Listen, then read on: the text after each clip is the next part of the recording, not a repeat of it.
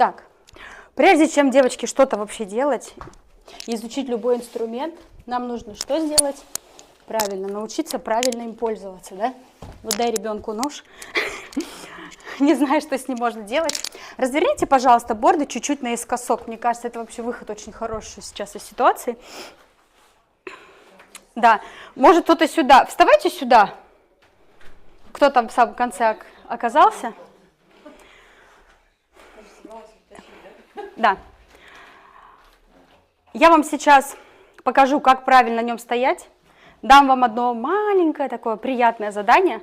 И пока вы будете его делать, я вам буду дальше рассказывать, чтобы у нас время прошло продуктивно. Итак, поставьте, пожалуйста, сейчас ноги чуть шире плеч. Чуть шире плеч. И попробуйте задействовать полную площадь стоп, перекатываясь мягко. Развернитесь все, пожалуйста, ровно по направлению вперед. Разверните борды. Разверните борды, может быть, вот так, положите вдоль стены, поставьте. Вот, так же лучше. Вы тоже можете вдоль стены развернуть. Адаптируйте сейчас, чтобы вам было всем хорошо видно, слышно, удобно, комфортно.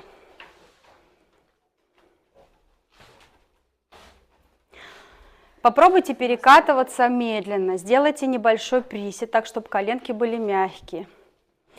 Чуть-чуть подкрутите таз, подтяните мышцы живота, раскройте грудную клетку, сведите лопатки. Потянитесь за макушкой вверх, расслабьте руки. И обратите внимание сейчас на свои стопы. Они должны стоять чуть шире плеч. Это очень важно. Широко мы сейчас ноги не ставим, потому что это может нарушить наш баланс и естественное положение. Вы же, когда делаете, например, растяжку, вы же не садитесь сразу в шпагат, правда? Даже если вы умеете это делать. Чувствуете давление и на пятку, и на переднюю часть стоп одинаково. То есть вам нужно так балансировать и выстроить свое тело, положение таза, головы, плеч, грудной клетки, чтобы почувствовать полностью стопы. Вы можете стопы чуть-чуть, пальцы развернуть в стороны, можете поставить их ровно. Найдите свое положение, в котором вам удобно, не тянет сильно икроножные мышцы, связки, колени. Комфортно чувствует себя таз. И вот в таком положении просто качайтесь, ничего больше не делайте. И наблюдайте за тем, чтобы вес тела был распределен и давил на борт равномерно. И теперь вернемся мы с вами к моему рассказу о том, как я пришла к бортам и почему вообще я здесь вам показываю такое прекрасное оборудование. Я остановилась на том, что сипборд пришел в мою семью сначала для детей. И потом я начала этот сипборд применять сама. И затем внесла его в свою группу. А я веду оздоровительную гимнастику уже очень-очень много лет.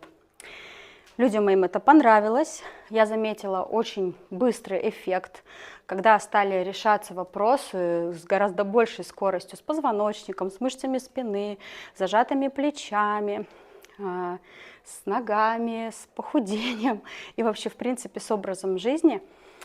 Все, кто регулярно ходил и видели результат, естественно, продолжают ходить и стали радоваться. Я думаю, ну надо же людям это все показать. У меня к этому времени уже сложились очень добрые отношения сотруднические с производителем этого оборудования, потому как я стала рассказывать о том, как замечательно сипборд влияет на детей. А до этого времени сипборд использовали логопеды, дефектологи, психологи, люди, специалисты, которые занимаются нейропрактиком, да, то есть чтобы развивался головной мозг со всем, вот, любой вид направленности и детей, и взрослых. Но он не так сильно популяризирован в нашей стране. А вот за границей уже очень давно этот тренажер очень широко используется. И мне производитель говорит: Вика, а что это ты сидишь в горячем ключе со своей такой мощной программой? Приезжай-ка ты, проведи мастер-класс. Я провела мастер-класс, самый обычный, просто показала, как я работаю с тренажерами в станице Новотитровской. Это под горячим ключом такая станица находится, достаточно большая. Тот же руководитель студии говорит: так, Вика, учи меня, я хочу с бордами работать. Потом эта девушка, которая руководитель этой студии, у нее очень много знакомых по Краснодарскому краю, в Краснодаре, и пошло-поехало. Стала я контактировать уже с Федерацией фитнеса Краснодарского края и проводить мастер-классы везде. И мою программу, которую я дала Наталье первой, Наталья — это вот девушка из Новотитровска, хозяйка, она была просто в таком восторге, она говорит, это были просто бешеные 3 дня, говорит, мне никогда в жизни такого обучения не было, потому что я загоняла просто и кучу информации дала. И суть такова, что я стала усовершенствовать свою программу, ездить по разным городам, очень быстро набираются группы в Казани, в Москве и в Сочи. И вот в Москве я была недавно под Новый год, сейчас вот в Санкт-Петербурге с завтрашнего дня у нас тоже будет группа тренеров, которые будут обучаться работе с сибирскими бордами. И как здесь Татьяна оказалась? Татьяна тоже хотела пройти курс. И мы с ней связались, она говорит, а у меня, говорит, есть студия. Я говорю, ну окей, давайте тогда сотрудничать, чтобы мне не искать другое помещение. Вот, собственно говоря, так мы и встретились. Ну, а, соответственно, так как уже оборудование здесь, все подготовлено под это, естественно, мне было удобно вас пригласить сюда, потому что сиборды достаточно тяжелые, их возить туда-сюда крайне неудобно, и еще где-то искать зал, ну, вы сами понимаете, не супер. Вот так, мои хорошие. Теперь давайте мы с вами поставим ноги чуть пошире и пальцы ног развернем немножко в стороны, чуть больше присядьте, чуть глубже. Макушкой продолжайте тянуться вверх, расслабьте плечи, расслабьте руки.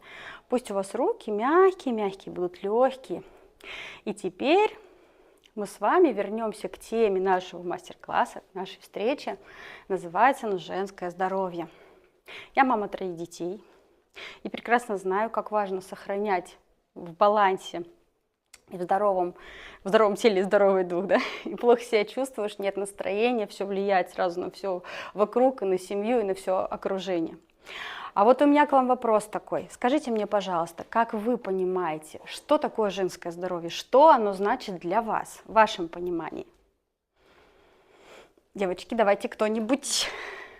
Наталья, давай, ты у нас активная. Вот у нас еще одна мать 3 детей, расскажет, что такое женское здоровье.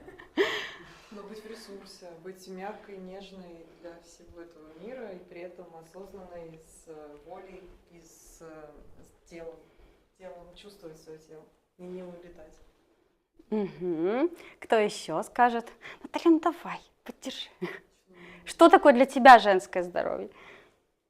У меня очень много знаний про здоровье, поэтому... Нет, как это не знаний? Вот мне очень важно... Ну, ты спроси кого-нибудь, кто про здоровье. Я тоже знаю мама только 3 про свою. детей. Для меня, например, важно, чтобы я была в ресурсе и задавала тон семье, потому что от мамы, от женщины зависит все. Вот. То есть направлять детей, самой быть здоровой, активной, подавать пример детям. Угу. Быть в хорошем настроении, в хорошей форме. Посмотрите. Развиваться. Ноги, девочки, ставим еще шире. Раскачиваемся. Неправильные ответы происходят. Нет, нету неправильных, девочки, нету неправильных. Женское здоровье — это еще когда месячные вовремя идут. Отлично, с физиологической, да, супер. Когда Угу. заболеваний нет никаких. Там миомы, фибромы, Мгм. остеопатии, кисты, да, когда этого нет ничего. Это тоже женское здоровье. Отлично, конечно. Так, девочки. Телефон нормальный. Посмотрите, я присела в одну ножку, практически полностью выпрямила, но ноги остаются чуть согнутыми. Присела, привстала. Такой нежный полукруг получается. Присела, привстала. Углубилась, вынырнула. Занырнула, вынырнула. Очень мягко и медленно спину держим ровно. Кто-нибудь еще скажет? Мне здесь, знаете, как важно, вот, допустим, у меня тоже есть много знаний, теории, что такое женское здоровье, можно прочитать целую кучу трактатов, но я всегда призываю к тому, чтобы все, кто приходит ко мне на занятия, научились слушать свое тело, слушать себя. А что для меня это? Что в женском здоровье для меня самое-самое важное? Ну ладно, раз вы не хотите вообще говорить, я тогда скажу не по теории, я скажу, что это значит для меня женское здоровье.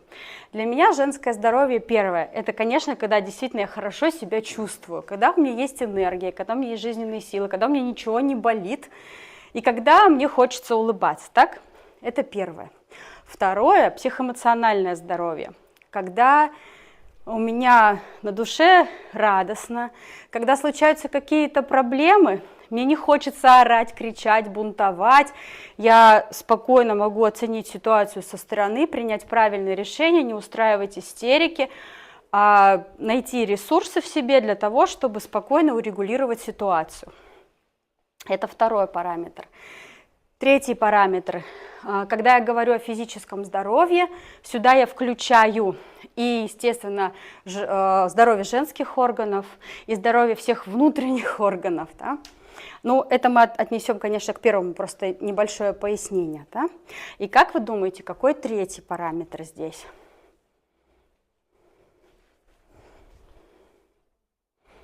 Третий параметр – это здоровье ума.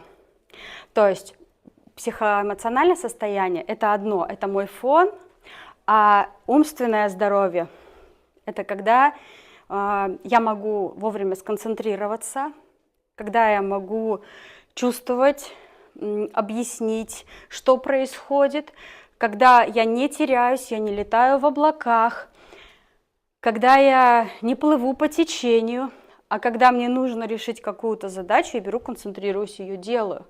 И не говорю, что у меня голова болит, но даже если она болит, я все равно знаю, на какую кнопочку в себе нажать, чтобы выполнить задачу, а потом дать себе возможность отдохнуть. Я смогла объяснить, что значит это для меня? Так вот, что в плане женского здоровья мне дает сибирский борд? Опять же, я говорю про себя, потому что мне хочется сейчас поделиться со своей точки зрения. Я очень долгое время тоже жила в Санкт-Петербурге. Переехав в Краснодарский край, у меня началось большое такое колесо переосмысления вообще, в принципе, всей своей жизни, и много разных ситуаций в моей жизни было.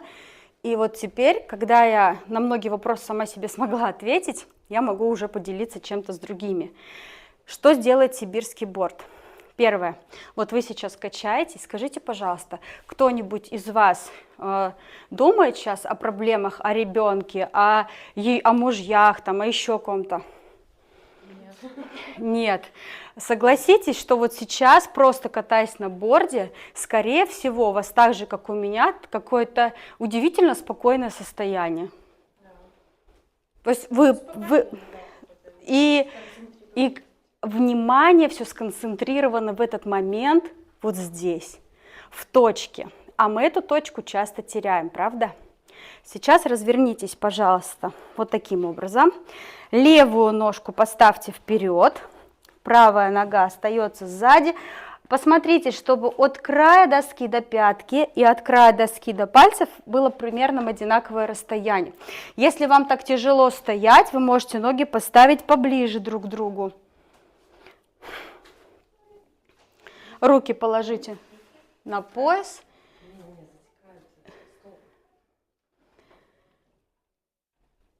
Руки положите на пояс и начните мягко, медленно перекатываться. Значит, смотрите, здесь на сегодняшний момент, вот на сейчас, вы выполняете упражнение так, как вам удобно. Вы можете одну ногу, например, сгибать, другую разгибать, можете приподнимать пятку. Есть много здесь правил и нюансов, если это движение использовать как упражнение. И уже от задачи тут зависит то, как я буду выполнять его, с прямыми ногами или согнутыми.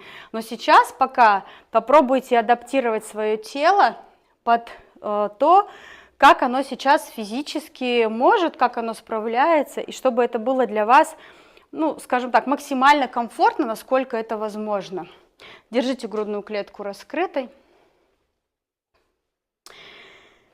И давайте мы с вами сейчас вернемся.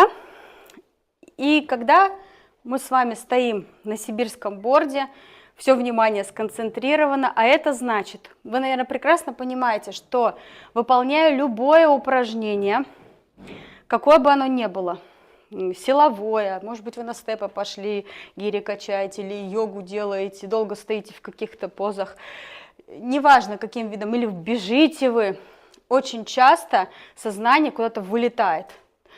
И не всегда оно приносит удовольствие. А если женщина не получает удовольствия в момент, когда она занимается, то это значит, что через какое-то время она все равно вот этот вот негатив куда-нибудь выплеснет, ну как бы то ни было. И самое интересное, что вот такие мучения, они не всегда приносят пользу. А когда мы испытываем радость, то, соответственно, эффект для тела гораздо больше. А если вы это делаете осознанно, то это значит, что вы будете понимать, что вы делаете, вы будете учиться чувствовать свое тело, быть в моменте здесь и сейчас. Вот в этом и кроется секрет продуктивности любого занятия сибирским бордом. Теперь вы перекатитесь, пожалуйста, назад, поставьте ножки вместе. И теперь правую ногу мы ставим вперед и тоже начинаем качаться. И тоже начинаем качаться. Для того, чтобы вы более глубоко прочувствовали, как работает сибирский борд, как тело его воспринимает, что вообще происходит с вашим организмом, как к нему привыкнуть и какие вообще возможности, казалось бы, просто доски. Я уже после того, как мы закончим разрабатывать эту сторону, подробно буду объяснять все последующие упражнения. Они невероятно простые, они невероятно будут легкие, приятные, но в то же время вы удивитесь, насколько потом все ваше тело будет проработано. Итак, поставьте, пожалуйста, ноги вместе. Поставьте ноги вместе. Отсюда, из этого положения, посмотрите вниз, пожалуйста, на пальцы ног. И попробуйте чуть-чуть пятки приподнять. И потом опуститься на пятки, поднять пальцы ног. Пальцы ног поднять. Потом опять подняться на носочки. Привет, проходи, Жень. Привет. Потом поднять пальцы ног. И потом приподнять снова пятки и пальцы ног. И еще разочек пятки и пальцы ног. Теперь встаньте, пожалуйста, на центр доски. Сделайте опору основанием ладошек на нижнюю часть бедер над коленками. Не на сами коленные чашечки, чтобы их не продавливать, а чуть повыше. Так, давайте Женечку куда-нибудь впустим. Жень, давай вот сюда вставай. Итак, встаем в таком полуприседе. Почувствуйте, пожалуйста, свою спину, стопы поставьте параллельно друг другу. Руки постарайтесь выпрямить.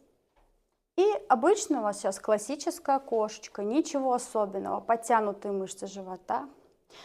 Сделайте полукруг плечами, выньте грудную клетку. И почувствуйте мышцы спины. Как будто вы выталкиваете руками верхнюю часть корпуса к небу. А хвостик ваш тянется назад, прогиб углубляем. И теперь подкручиваем таз, как будто вы сидите на мяче, и его хотите подкатить вперед, вниз и вперед. Вот так. Раз. И почувствуйте сразу же свою поясницу, присядьте чуть поглубже. Таз подкручивайте, подкручивайте, живот втягивайте. Кто почувствовал поясницу? Бедра понятно. А кто? Хорошо. Есть поясничка? Отлично, отлично, молодцы. А теперь привстаньте и сделайте то же самое положение на полу. Прогнитесь внутрь. Я хочу, чтобы вы немножко посравнивали ощущения. Распределите вес тела равномерно по всей площади стоп. Пока еще сложно, да, грудную клетку полностью раскрыть, сложно, поэтому я сейчас пока сильно не проговариваю это. Мне сейчас важно, Паша, поясница. Мы, конечно, стараемся выталкивать грудную клетку вперед, плечи тянуть назад, опускать вниз лопатки. Теперь мы опять подкручиваем таз, живот втягиваем, мячик, да, наш в центре между стоп, потом покатился вперед. Присядь глубже, ноги поставь чуть пошире. И смотрите, чтобы стопы стояли, видите, ровно, как на рельсах. Угу. Хорошо, выпрямитесь, тряхните ноги. Скажите, есть разница, когда мы выполняли на борде или на полу? Поясница больше чувствуется на доске. Угу, отлично. Теперь мы ставим ноги шире. Присаживаемся.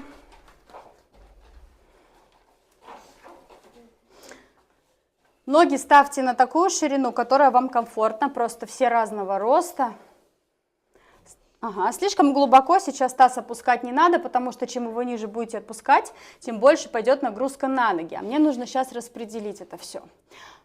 Прогнитесь в спине, можете соединить ладошки, можете в замочек, как вам удобно. И попробуйте сейчас в этом положении покачаться. Причем, когда вы перенесли вес тела на одну из ног, вы и тазом попробуйте продолжить это движение. Буквально на секундочку перенести и зафиксировать. Перенести и зафиксировать. Перенести и зафиксировать. Как вы живые? В спине пробуем прогнуться, девочки. Кому стало тяжело, заболела спина, вы, пожалуйста, отдохните. То есть делайте шаг вперед, просто медленно выпрямитесь, отдохните, ладно? Потому что все мы разной физической подготовленности.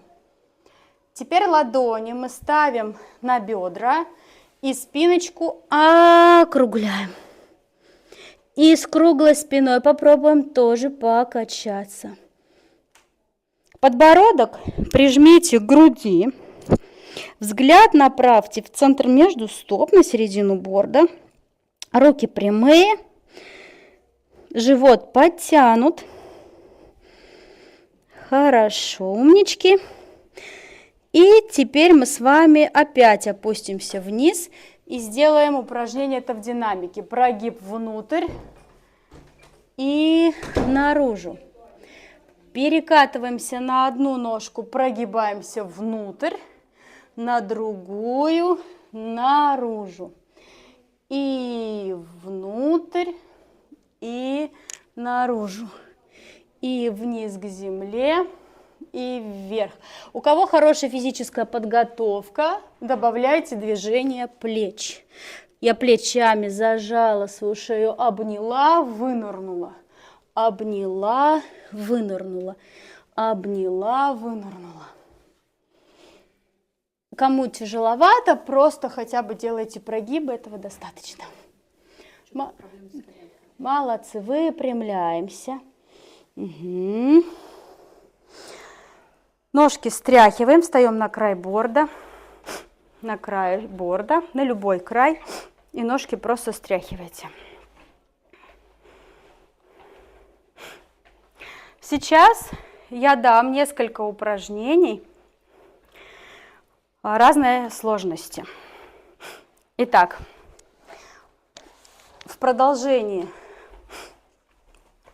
комплекса, который мы начали выполнять, делаем следующее. Правую ногу ставим назад, пятка смотрит вверх. Небольшой шаг назад. Поставьте борт параллельно моему. Или наискосок, чтобы и меня было видно, и расстояние было доступным для шага. Посмотрите, шаг небольшой. Я стою, видите, на полупальчиках. В стопе стараюсь сделать прогиб. Если вы чувствуете, что вам нужно чуть дальше ногу поставить, ставьте. Угу. И отсюда, видите, когда ножка уже хоп-хоп, уже баланс надо держать. Надо глубоко подышать. Отсюда мы присаживаемся чуть ниже. Одну руку оставляем на бедре, а другой рукой тянемся до другого края борда. Фиксируем это положение. Теперь руку, которая у нас лежит на коленке, кладем на поясницу. Можете ногу поставить чуть подальше, в зависимости от вашей физической подготовки. И отсюда вытягивайтесь в стороны, опустите голову вниз. Мы, получается, да, мы можем, я сейчас хотела как раз сказать, что грудную клетку можно положить на бедро. Глубоко, пожалуйста, дышите, старайтесь сделать медленный вдох, медленный выдох. Медленный вдох, медленный выдох. И возвращаемся мы с вами в положение стоя, соединяем ножку коленочками, так чуть-чуть потрясите. Сейчас следующее упражнение. Мы скоро будем выполнять упражнение уже лежа и сидя, так что вам будет полегче. Всегда было или сейчас больно стало? Уже давно. Ну, после занятия. Не могу, долго. После занятия подойдете ко мне? Хорошо? Итак, теперь другая ножка. Если вам совсем больно, тяжело, отдохните, ладно? Делаем отшаг. Помните, что сначала мы рукой упираемся в бедро, чтобы не завалиться. Мы фиксируем положение, чувствуем стопу. Вы можете даже стопой, которая на борде, чуть-чуть немножко поиграть. Ага, вот, да, стабилизировались. Только потом делаем вытяжение, наклоняем голову вниз. И уже затем руку можно положить на поясницу, выстроить свое тело, потянуть мышцы спины. Что здесь работает в этом положении? Что вы чувствуете? Расскажите мне, пожалуйста. Задняя поверхность бедра. Так. Левая часть грудной клетки. Так. Пресс. Так. Поясница, крестец, Ага. у меня все работает, я не знаю, как у кого-то он почистит. Угу. Где рука вот здесь? Мышцы. Если глубже сюда делаю, то по-другому. Не, ну мы сильно глубоко не опускаемся, да? То есть мы не уходим совсем к полу. Достаточно, достаточно, достаточно. Медленно выпрямляемся, встряхиваем ноги. Значит, давайте вот что сделаем. Тех, кому уже совсем тяжело сейчас стоять, переверните, пожалуйста, тем, кому тяжело стоять. Переверните борт и сядьте. Просто сядьте.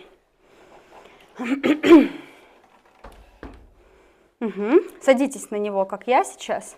Развернитесь ко мне лицом. Ладошки положите на колени и вам... Угу. Поставьте стопу удобно, вам нормально, комфортно сидится. Смотрите, вам такое индивидуальное будет сейчас задание. Вы прогибаетесь в спине внутрь, лопатки сводите, и потом подкручиваете таз, да, и плечи уходят вперед, как будто мячик катаем назад и вперед. Руки держите в одном положении. И медленно дышим. Все остальные сейчас попробуют сделать следующее. Мы же с вами с мышцами спины поработали, подготовили их. Сейчас мы пойдем глубже уже, в глубину, к мышцам вдоль позвоночника и к вытяжению самого позвоночника. Ставьте стопы параллельно друг другу по краям борда. Очень важно, по краям борда параллельно друг другу. Присядьте, руками возьмитесь за борт. Основание ладошек кладется на край борда. Вот я, например, маленького роста, мне приходится сделать небольшой шаг вперед. Но если вы чувствуете, что вам этого расстояния не хватает, спина слишком круглая, сделайте шаг, значит, назад. Но при этом присед очень важно, чтобы был. Когда вы сделаете вытяжение спины, опустите голову вниз и попробуйте медленно сначала начать делать перекаты. Переносить вес тела на руки, на ноги. Живот по возможности прижмите к бедрам. Если у вас кружится голова, вы чувствуете в теле дискомфорт, остановитесь, посидите. Глубоко вперед.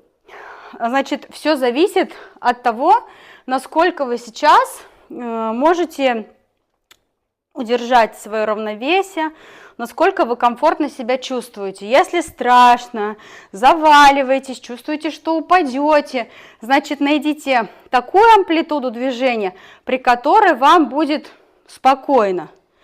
Как только придет чувство уверенности, вы уже можете качаться более глубоко. А можно вопрос? Да. Мне кажется, может быть, я не так присед сделала? Смотри, я вам объясню. Присед вы сделали абсолютно хорошо и нормально. Проблема просто в том, что у вас очень зажаты мышцы спины. И они вам просто не дают сейчас сделать полного вытяжения. То есть у любого человека все равно... У меня есть какая-нибудь возможность там сесть, как-то тоже что-нибудь поделать? В смысле, вообще, в принципе, упражнений для того, чтобы решить этот вопрос? Да, почувствуйте. Сейчас... Нет, это сейчас не поможет, потому что, посмотри, во-первых, задняя поверхность бедра и вот этот весь треугольник, да, он просто, не даст. Мышцы, вот потрогай даже сама, они очень сильно заблокированы. Она сейчас почувствует спину в следующих упражнениях, мы их будем много сегодня делать, всяких разных, интересных. Как выйти правильно из этого положения? Сначала послушайте, а потом сделайте. Вы перекатываетесь на ноги, делаете шаг одной ногой назад и мягко подтягиваете к себе борт. Шаг на пол одной ногой, да, назад, и потом медленно выпрямляетесь. Вот. Все, супер. Переворачиваем борт. Оседляем нашу коняшку. Татьяна, здесь можно проветрить? Может, микро хотя бы, слушай?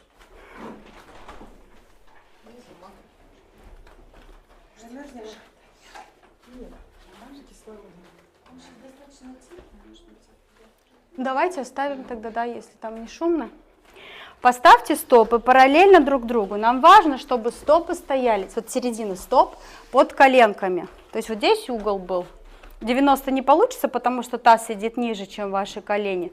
Но в области голени ноги должны стоять как столбики.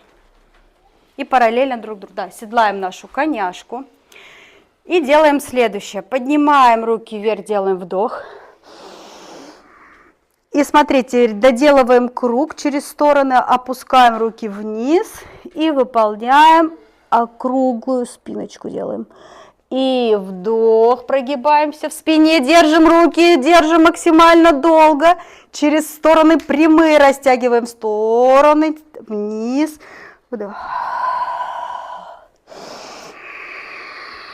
Делаем вдох, насколько можете, глубоко, ладонь на ладонь, тянемся вверх. Выдыхаем.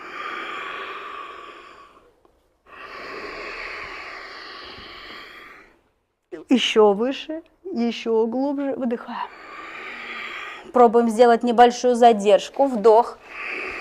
Тянемся вверх. Раз. Два. Не дышим, выше тянитесь. 3. 4. Выдыхаем. Вдох. Раз. 2. 3, 4, выдыхаем. И последний разочек, вдох. Раз, 2, 3, 4. Все, стряхиваем плечи. Как вы чувствуете себя? Очень хорошо. Скажите мне, пожалуйста, у вас еще есть возможность руки держать вверху? Как вы физически нормально? Если будет кому-то сложно, делайте все то же самое с руками опущенными на колени. Договорились? Поднимаем руки вверх, меняем. Вот у вас одна рука была сверху, теперь другая. Сидим и выполняем круговое движение. А руки тянутся все время вверх. Вы перекатываетесь с одного седалищного бугра на промежность, на другой бугорочек. Если скрипит, не пугайтесь, ничего страшного. Потом вот здесь вам нужно сесть на копчик, почувствовать его. И даже крестец, вот этот переход между копчиком и крестцом. Опять на седалищный бугор, на промежность и так далее. Угу. Теперь добавляйте стопы, пятки, пальцы ног, пятки, пальцы ног, пятки, пальцы ног и пятки, Пальцы ног в другую сторону поехали. Пятки. Пальцы ног, руки держим. Пятки. Пальцы ног. Работаем, работаем стопами. Хорошо. Кто чувствует тепло? Ну, не только в верхней части корпуса, конечно, но еще и в области таза, девочки. Руки держим около ушей, старайтесь их держать прямыми, нам немножечко осталось. Очень хорошо. Выдыхаем. Кладем руки мы с вами сейчас на бедра, ноги ставим широко. Хвостик оттяните назад, пальцы ног разверните в стороны. Плечи сейчас как можно дальше отодвиньте от себя и помогайте руками раскрыть бедра настолько, насколько сейчас это для вас возможно. Если у вас ноги идут дальше и вам не больно критически, просто вот есть, чувствуется раскрытие. Вот вы в этой точке находитесь. Как только идет боль, мы не смотрим на соседа, у всех у нас разная подготовка, значит ставьте ноги ближе. При этом у вас не должна спина вот такой вот быть. Нам нужно стараться вытянуть максимально позвоночник, посмотреть вниз и поиграть немножко грудной клеткой. Подтянуть ее вправо, влево, вправо, влево. При этом плечи тянутся назад. Вытягивайте шею, взгляд смотрите на точку, где начинается борт, на серединочку. И работаем грудью, не плечами, а именно грудной клеткой. Чаще всего в этом упражнении идут вперед плечи, а грудная клетка догоняет, а нам нужно сделать наоборот. Работает грудь, плечо добавляет, догоняет. Грудь, плечо догоняет. Окей. Опускаемся ниже, либо на борт, либо на пол. Опять же, все зависит от растяжки. Хочется, ноги ставьте шире, чтобы у нас еще и работа в области таза мощная шла. И отсюда мы с вами пробуем сделать следующее. Разверните пальцы треугольника и будем делать паучка. Заныривать внутрь, вверх. Вот теперь в ход идут первые плечи. Плечи больше участвуют в этом процессе, и мы все наклоняемся глубже, глубже, глубже. Слишком сильно стопы не выворачивайте. Разворот должен быть небольшим, естественным. И в другую сторону. И постепенно притягиваем в себя все ниже, ниже, как будто вы грудную клетку хотите на борт положить. Попа съезжает туда вниз. Значит, закати ее. Так, значит, закати таз наверх. Угу. Отлично. Хорошо. Потихонечку выпрямляемся. Проворачиваем плечики. И окей, двигаемся дальше. Разворачиваемся вот таким вот образом.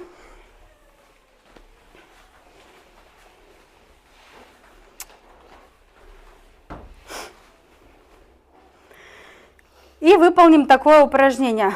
Значит, попробуйте помочь себе руками и положить ногу на бедро.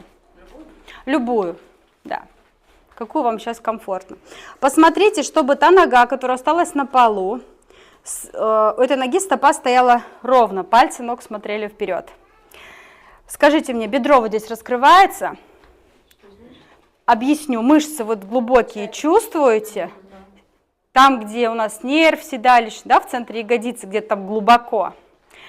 Так вот, смотрите, очень важно, чтобы в этом положении у вас не болели колени. Больно коленки? Не больно, не тянет, точно, ни у кого? Очень хорошо. Важно, чтобы вот здесь связки не травмировались. Поэтому мы кладем ногу так, чтобы это было безопасно. Если больно, значит, можно колено другой рукой вот придерживать. Это я вам на будущее просто говорю, если вдруг понадобится. Придерживайте колено, но при этом бедро участвует в процессе. Вы спускаетесь теперь чуть-чуть пониже, в ту сторону, где у вас нога упирается в пол. Угу. И теперь прокатываете свою булочку вверх и вниз. вверх и вниз. Скажите, у кого-нибудь есть болевые ощущения в этом? Косточки. У меня там булочки нет. А мне хорошо. Ну какую прокатываем? Прокатываем в основном сейчас ту, где согнута нога. Ну, вот если вот в таком положении, Мгм. лучше тянет просто. Мгм. Нам сейчас, смотрите, какая сейчас в этом положении, девочки, какая сейчас наша задача? Наша задача сейчас чуть-чуть разогреть мышцы ягодиц, потому что дальше мы пойдем уже глубже. Вы же знаете, что там есть очень такие чувствительные нервные окончания на наших ягодицах. Но вообще вот у меня седалищный нерв Мгм. по другую сторону проверить. Мгм. Здесь не болит, а там, наверное, будет больно. Сейчас мы просто еще глубже будем идти. Больше меняем ноги, больше его задействовать. Опять спускаемся вниз. Можете другой рукой, если вы хорошо сидите и колено не болит, придерживаться за борт. И тоже прокатываем. Попробуй спустись чуть пониже просто. Угу. Тыгидык, тыгидык. Каталась на той ноге. Подстраивайтесь. Попробуйте спуститься чуть-чуть пониже, вот в сторону туда. Да, в сторону той стены. Чуть-чуть пониже. Угу. Сейчас еще немножечко погреем булочку и будем дальше работать. Мгм.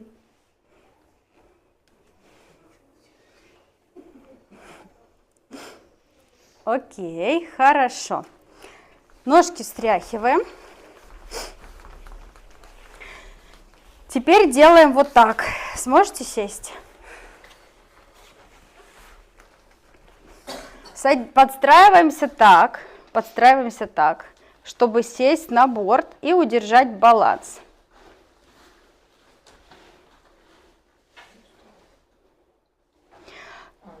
Постарайтесь, На ту сторону, чья нога сверху. Да.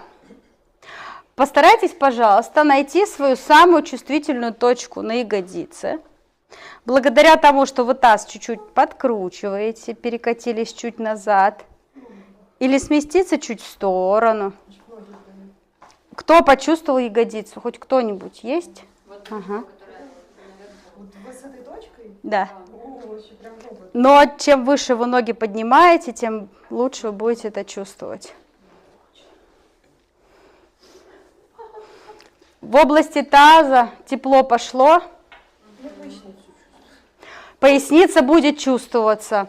Если вы редко уделяете глубокое внимание, то она будет о себе давать знать. Ну, какое-то время, просто в позе. Потом мы сейчас все растянем, гармонизируемся, все будет хорошо. И теперь переходим на другую сторону, ножки встряхиваем. Делаем все то же самое. Находим точку баланса. Может такое быть, что на одной стороне более чувствительно, чем на другой. Это норма. Классно, да? Всегда приятно, когда людям хорошо. Зато как красиво, девочки.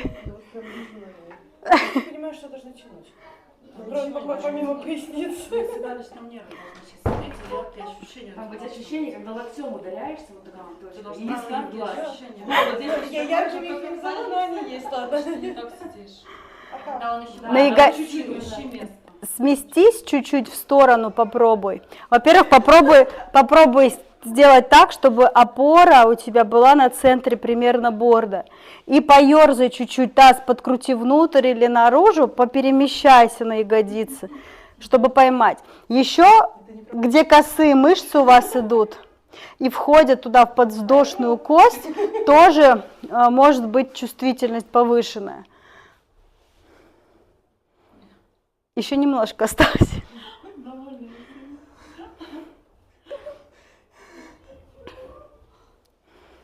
Очень хорошо, молодцы. Все, вышли с этого положения. Теперь делаем следующее. Одну ногу ставим по центру, вторую ножку вытягиваем.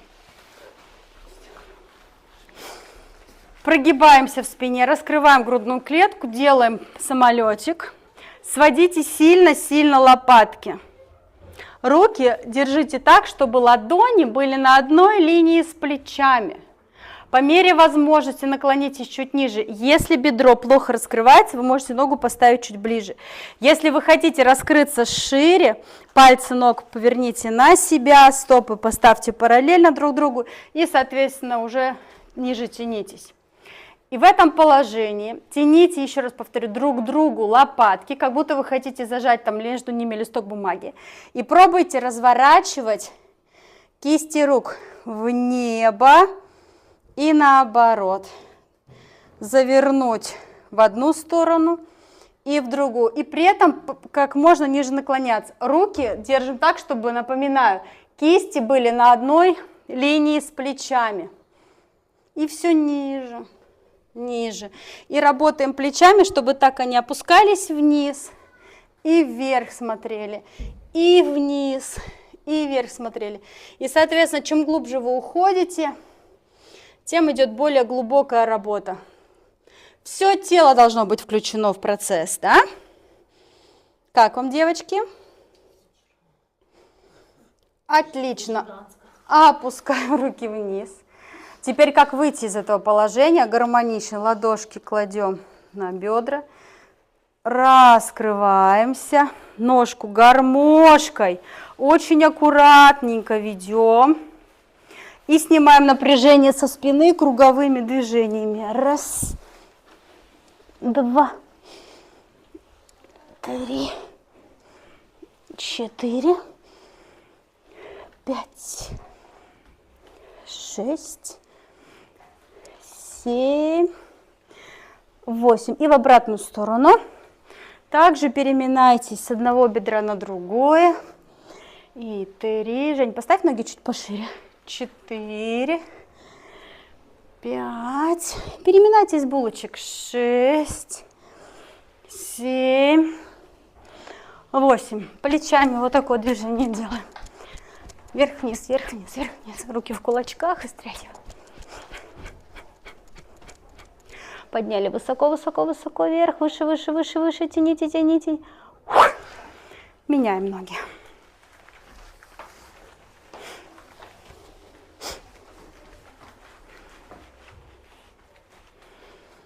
Разводим руки в стороны. Лопатки сводим. Грудную клетку вынимаем, в пояснице прогиб. И с этим прогибом, с таким красивым полукругом, как лебеди, мы с вами плывем и работаем руками, постепенно, медленно, наклоняясь все ниже. Не пытайтесь сразу же уйти вниз. Вы можете зафиксировать себя на какой-то точке. Смотрите вниз, подбородок прижмите к груди, чтобы минимализировать нагрузку на шейный отдел. Постепенно уходим в глубину, постепенно, не спешите. Вы можете делать это движение чуть медленнее. Сводите руки, сводите лопатки, не теряйте их, а то вы начинаете кистями крутить, а лопатки уже пошли в стороны.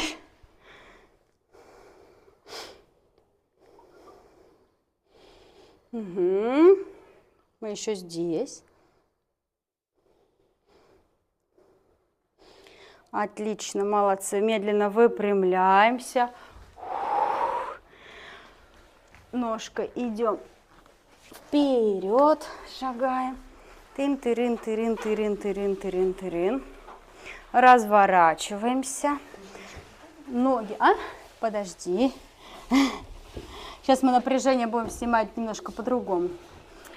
Таз опускаем вниз, держимся за борт крепко-крепко. И теперь руки остаются в одной точке, а таз, смотрите, едет вниз. Ух! И висим в таком положении. Это моя совесть, да? Я больше между лопатками ощущаю, поясница растяжения. Я понимаю. Такое, это нормальное явление.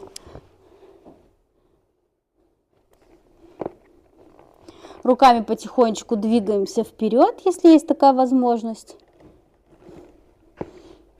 Голову опустите внутрь.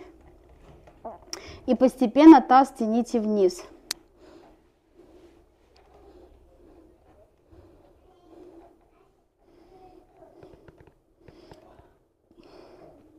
Кроме плечевого пояса, кто-нибудь чувствует позвоночник, мышцы спины?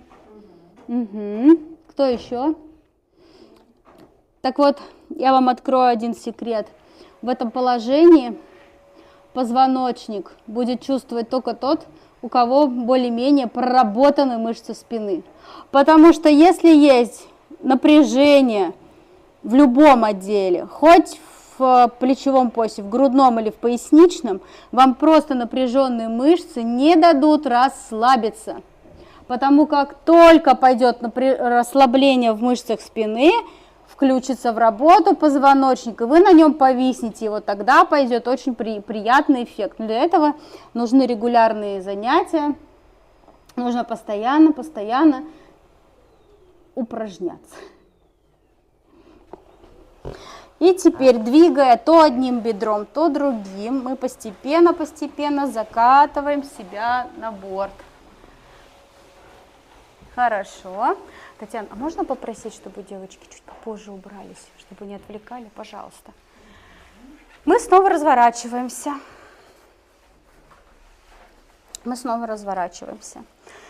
И выполним сейчас еще одно очень приятное упражнение, после которого примем другое положение на борде. Давайте мы с вами сделаем вот такие потягушечки. Одной рукой упираемся в борт, наклоняем головушку, расслабляем. Руку положите на свою голову, попробуйте ее захватить через шею. Смотри, на шею руку, и потом, если достанете до уха, вообще будет супер. Вот обхватываете себя, вот она, может быть даже до щеки, отлично. И вот теперь вы мягко поворачиваетесь, смотрите назад и вперед. Очень мягенько, аккуратненько назад и вперед. Шея при этом расслаблена. Вы рукой компенсируете нагрузку. И у вас сейчас очень хорошо будет приятно раскрываться область лопатки, косые мышцы, сниматься напряжение с мышц спины. Вынимаем руку, садимся ровненько, почувствуйте свое тело с правой стороны и с левой. Вот всегда, когда на одну сторону делаешь, и если понаблюдаешь за собой, всегда чувствуется разница. И чаще всего отмечают, что одна сторона легче становится, чем другая, как будто вот спазм какой-то уходит. На другую сторону делаем то же самое. Сначала делаем опору, ладошка плотно ложится на борт, ваша рука как будто сливается с доской. Теперь другой рукой мы обхватываем свою головушку, ведем по шее. Если получится, достаем до щечки, голову кладем, устраиваем ее удобно, расслабляем. И начинаем двигаться. Посмотрели назад и перед собой вперед. Если хочется, вот здесь можете раскрыться и посмотреть вверх. Смотрите сами. Если некомфортно, то остановитесь в той точке, в которой вы будете чувствовать себя хорошо. И вверх. И назад. И вверх. И еще несколько разочков. Угу, прекрасно, молодцы. Супер. Постепенно выпрямляемся. Руки опускаем вниз, выдыхаем.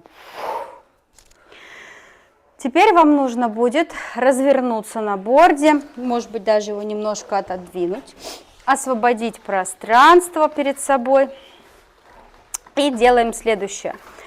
Посмотрите сейчас, пожалуйста, внимательно. Так, давайте, так как вы у меня начинашки, только знакомитесь с бордом, сделаем так. Таз посадите на пол. Угу. Так. Отодвиньте, пожалуйста, чуть-чуть борд туда к стене. Да, чтобы могли стопы встать параллельно друг другу. И сейчас посмотрите, пожалуйста, я объясню, как правильно сделать, а потом уже вы приступите к выполнению. Сначала вы руки положите на пол, опустите поясницу на борт, Потом вы будете держаться руками за голову, сделаете замочек и медленно, медленно, медленно все позвонки выложите на балансир. И вот здесь остановитесь. Поехали. Руки сначала на пол, Вы подкрутите таз и положите поясницу сначала на доску.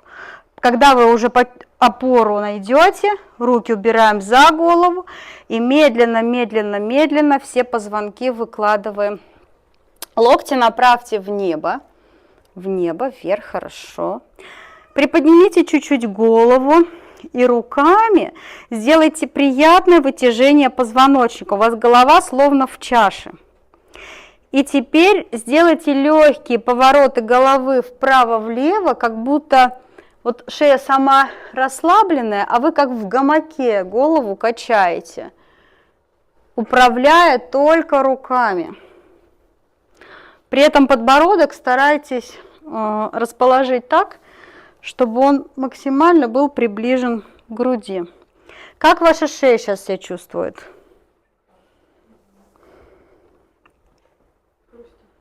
Угу. Это тоже нормальное явление.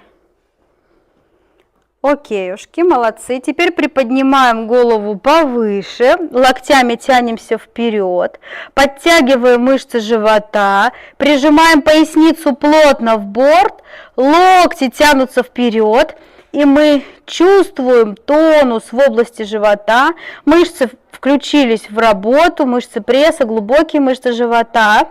Сидим, нормалек? И теперь в этом положении попробуйте немножко поработать промежностью. Сжимайте сильно-сильно-сильно мышцы и расслабляйте. Сжимайте, насколько можете, удерживайте этот тонус. Благодаря этому тонусу у вас позвоночник еще будет вытягиваться. И мышцы будут чуть глубже еще работать, и вам захочется приподняться даже. Поясница ваша плотнее, прижиматься будет к борду. Такая глубокая достаточно работа. Отлично. И теперь медленно, медленно, медленно выкладывайте себя снова на борт. Кладите головушку на балансир. Угу. Теперь пальцы рук положите на плечи. И выполните круговые медленные движения руками назад. Большой-большой круг рисуйте. Вы почувствуете очень приятные ощущения в плечевом поясе. Скажите, здорово, да? А есть еще один такой тонкий момент. Если вы пальцами попробуете продавить мышцы плеча, вот те мышцы, которые часто болят, да? Вот если вы рядом над ключицей почувствуете у себя комочек, мышечный такой. Как только вы углубитесь туда, вы почувствуете неприятные ощущения. Часто там мышцы забиваются. Те, кто работает с телом, знают не понаслышке, что это такое. И когда выполняете круговое движение, вы эту зону прорабатываете, просто осуществляете мягкое воздействие на нее. И теперь в другую сторону делайте точно такое же движение.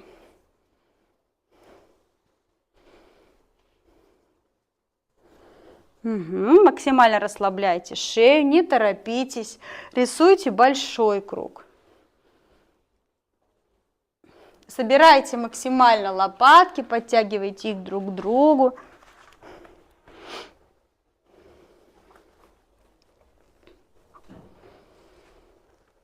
Ага, молодчинки. Теперь поднимите руки вверх, приподнимите таз. Втяните мышцы живота. Вы почувствовали, что сейчас у вас идет две точки опоры основные, стопы и плечевой пояс, да? Вы, наверное, чувствуете еще давление на позвоночник, нижнее шейное отдел и основание грудного. Есть вот где седьмой вот этот позвонок наш чувствительный? Кто почувствовал, о чем я говорю? Кто понял? Да. Есть, отлично. Мы сейчас эту зону будем с вами массировать. Каким образом? Первое упражнение. Потянитесь то одной рукой вверх, положите ее на место, то другой. То есть вы поднимаете за рукой плечо, лопатку до той точки, когда вторая половина уже держит весь вес тела. И потом также на другую сторону. Вы как будто шагаете. Таз при этом не роняем. Ягодицы зажаты, таз выталкиваем вперед, промежность подтянута. На животике как будто кирпичик лежит. Вы чувствуете массажный эффект в этой зоне? Прекрасно. Едем дальше. Попробуйте руки вытянуть сейчас вдоль корпуса. Если подготовка хорошая, плечевой раскрыт, вы можете руки убрать за голову. Вот если вам больно плечевому, когда руки за головой, тогда руки держите вдоль корпуса. Если хорошо, то тогда за головой. И теперь поработайте тазом, выталкивая вверх и опуская вниз. То есть фактически вы сейчас прокатываете эту зону. Вы находите такую амплитуду движения, таз сильно опускать не надо. То есть вам нужно найти вот этот участочек, который максимально дискомфортный всегда. Там постоянно... Вот смотри, там, да, получается шейный, вот не только седьмой, да, чуть вверх и чуть вниз. То есть нижняя часть шейного отдела и верхняя часть грудного. Седьмой позвонок, он оказывается в центре.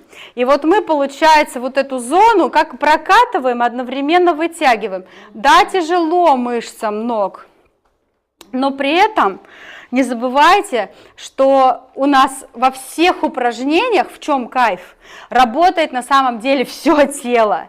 Просто мы уделяем внимание то одной группе мышц, то другой группе мышц, благодаря чему мышцы не забиваются, благодаря чему тело очень гармонично прорабатывается, и после занятия, возможно, завтра вы будете чувствовать слабость, если кто-то давно не занимался, но потом будет прилив сил, в теле будет легкость. Даже если вы давно не занимались, даже если вам сейчас, может быть, даже и тяжело кому-то в какой-то момент, но зато это все очень эффективно. Опускаем таз вниз, это неудивительно.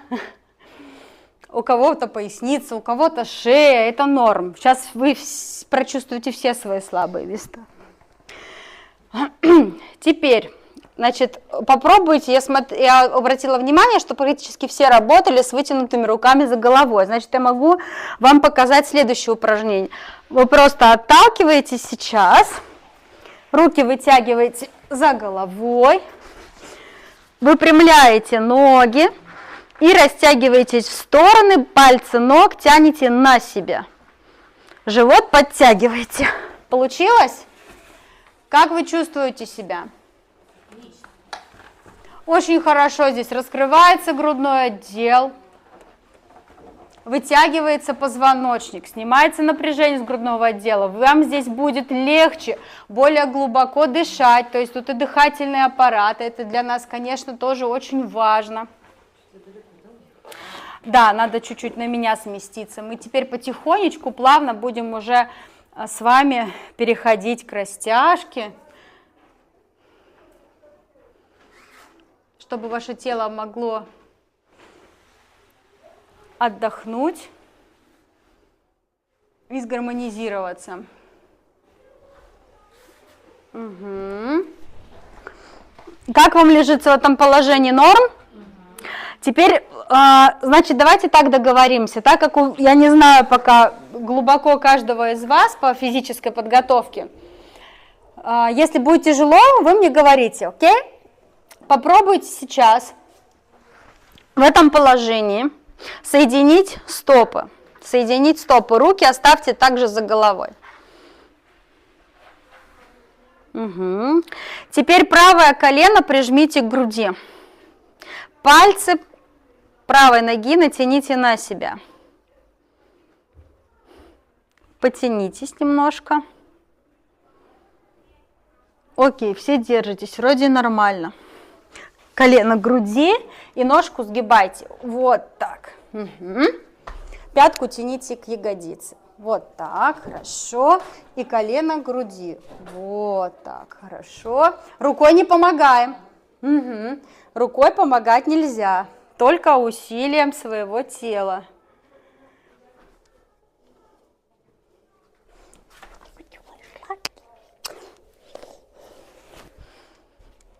Теперь меняем ножку.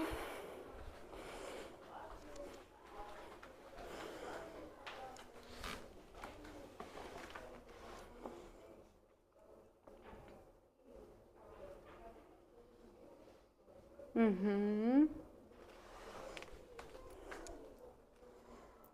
Также работаем, чувствуем тело. Постарайтесь, пожалуйста, по возможности держать руки прямые и руками свое тело дотягивать, довытягивать его. Угу. Вы как, ничего, справляетесь? Коленочки отпустила? Угу. Молодчинки, хорошо. Глубоко дышите.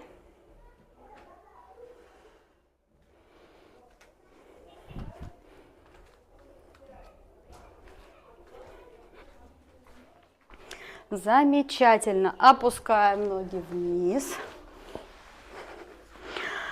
Девочки, я вам могу еще одно упражнение в этом положении показать? Вы как? Угу. Вам нормально? Не дует там? Отлично. Теперь попробуйте сделать так. Руки поднимите вверх. Руки вверх. Поднимите вверх правую ногу, пальцы правой ноги направьте на себя. И тяните свою правую ножку к правой руке. Подкручивайте таз. Толкайтесь пяткой вверх. Вот сейчас заодно посмотрю, у кого какая растяжка. Сразу видно, кто занимается, кто нет. Пальцы на себя. Руками не помогаем. Не помогаем. Чтобы вам было проще, сместитесь чуть-чуть вверх. Нет, вам не надо, хитрюги. Еще нога, желательно, чтобы была прямая, да. И теперь поднимайте. Эту ногу загните, эту ногу в коленочке загните. Да. То, что не прямое, это оп, держите. Давайте. Живая? Живая, спинку потянула. Спускайтесь вниз. Чуть-чуть. Ага. Глубоко дышим. Меняем ножки. Кольнула? Частенько иногда бывает. Угу. Хорошо. Развернитесь, ложитесь животом. Ложитесь на борт и расслабьтесь, как на мячике. На фитболе катались же? Вот, просто сверху ложитесь и расслабьтесь. Держим. Руки вверх, ногу вверх, тянем. Тянем пальцы на себя. Угу. Наталья, поднимись чуть повыше. Да. Вот. Угу. Хорошо. Тянем. Держим. Молодцы. Опускаем. Опускаем вниз руки. Съезжаем вниз.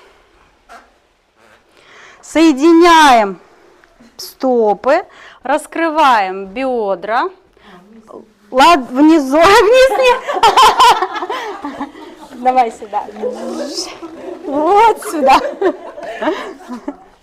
Почему-то показаться не стал. Ближе. Итак, руки убираем сейчас давайте за голову уберем. Раскроем грудную клетку. Бедра хорошенечко раскрывайте, колени тяните вниз. И теперь попробуйте в этом положении прогнуться в спине так, чтобы грудной отдел у вас отрывался от борда. То есть вы сводите лопатки, как будто я вас взяла за центр груди и тяну вверх, а руки за головой. Вот. Притом голову не запрокидывайте. Руками вы шею фиксируете и работаете грудным отделом. Естественно, поясница тоже будет включаться в процесс. Как вы чувствуете себя, нормуль? Угу. Хорошо, молодцы, глубоко дышим. Если хотите, можете еще вынуть руки, раскрыть в стороны и свести лопатки. И тянуть грудную клетку вверх. Глубже дышим, и с каждым вдохом поднимаемся все выше, выше, выше, выше.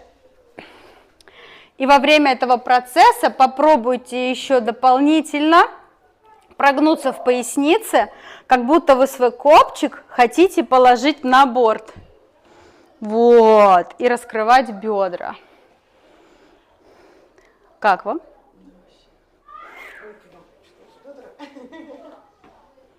Угу.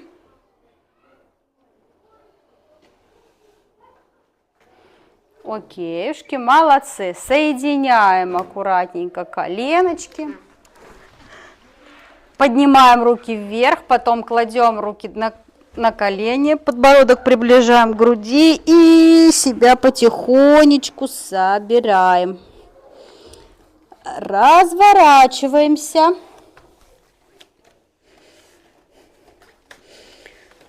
Давайте с простого, наверное, все-таки.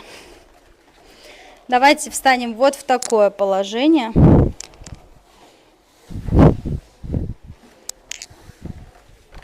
Значит, посмотрите, у меня нога, голень лежит на борде.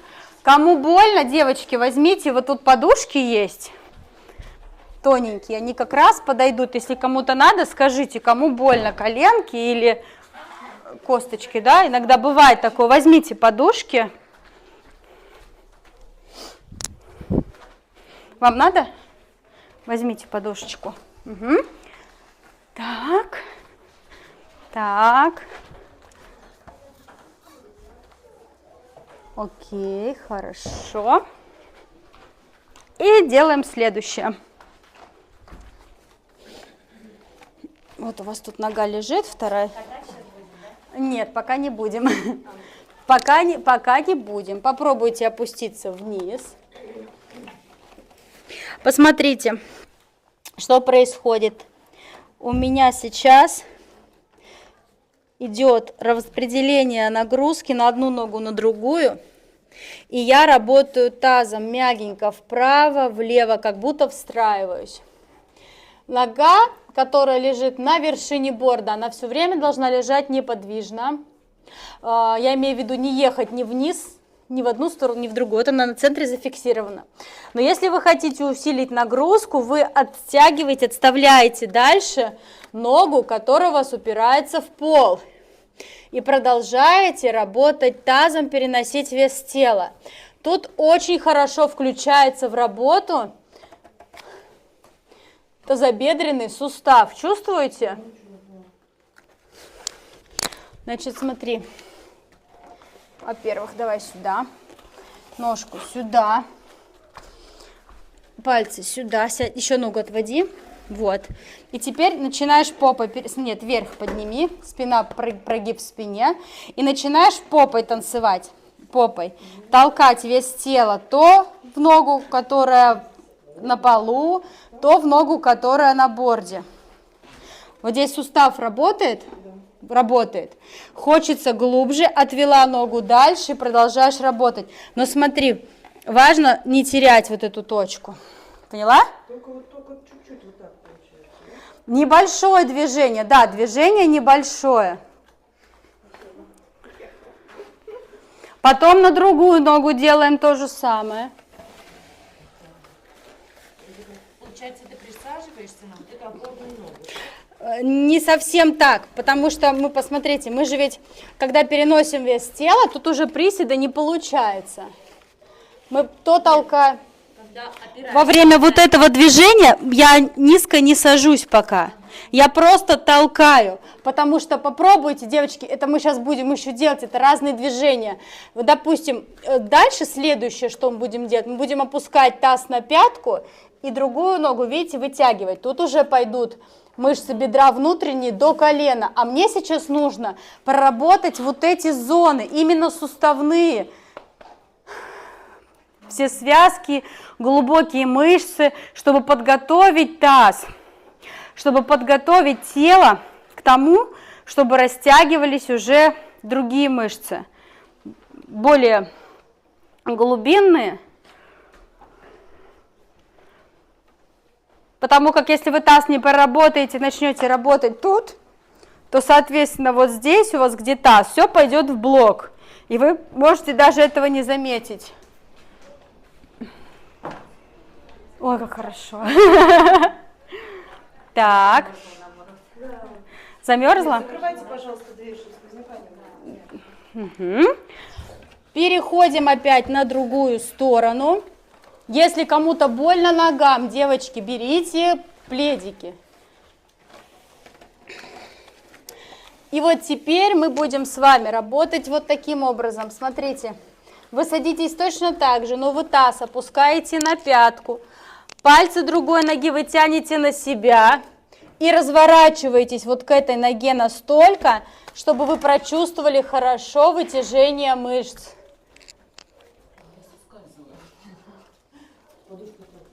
Подушка еще, да. Но сейчас мы еще будем с вами скользить.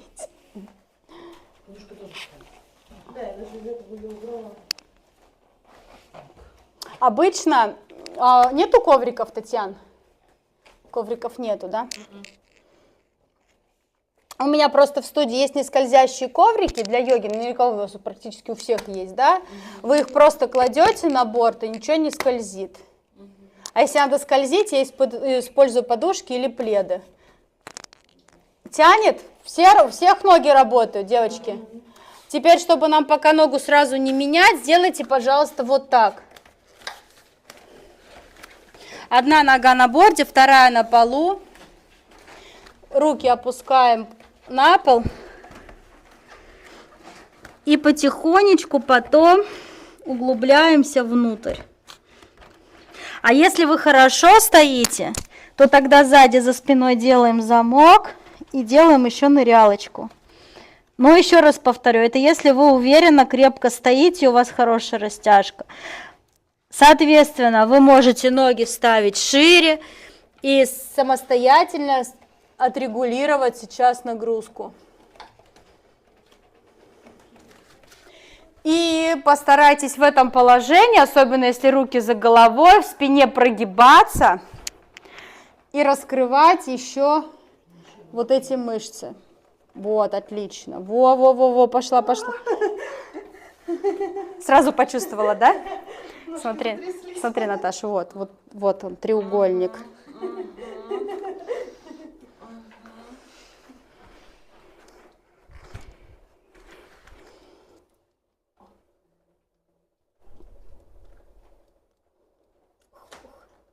Угу.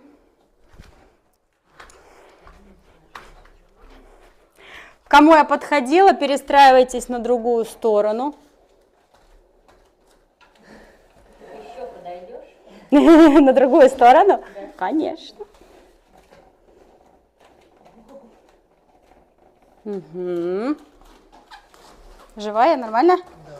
Только смотрите, голова обязательно должна быть опущена вниз, подбородок к груди прижать. Да, вот это очень важный момент, чтобы мышцы шеи не перенапрягались.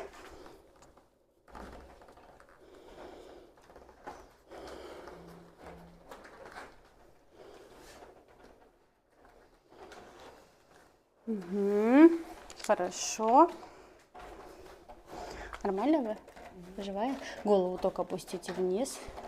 Так, кому подошла, меняйте, пожалуйста, стороны.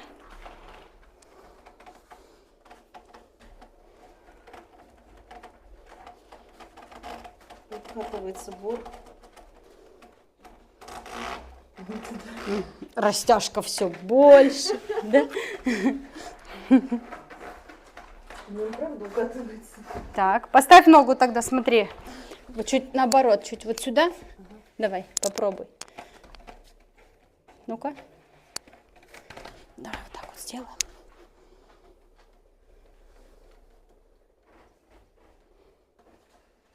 Угу.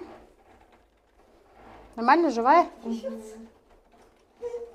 Хорошо. Так, отдыхаешь. Так, поставь, пожалуйста, стопу параллельно другой. Вот, это тоже очень важно. Еще чуть-чуть вперед. Вот. И теперь наклоняйся вниз. Угу. Наташа, будем тебя тянуть обратно? Держи. Руки поставь, Даша. Там тебя домой еще везти. Головой воткнем.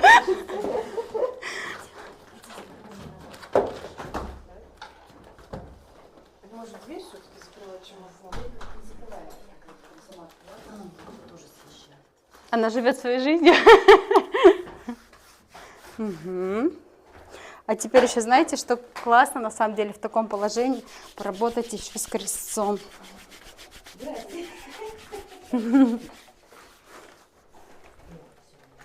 Мгм. Руки будешь убирать?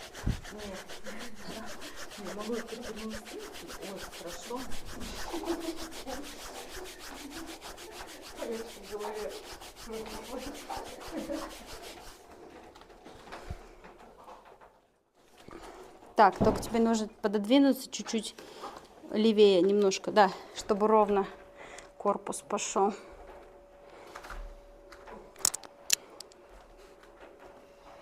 Угу. Что, поехал, да? Ладно, я его придержу. Держу. Угу. Давай, вставай потихонечку.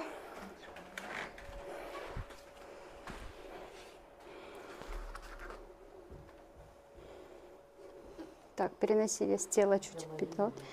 Старайтесь распределять вес тела, девочки, на полную стопу. Кому подошла, отдыхайте.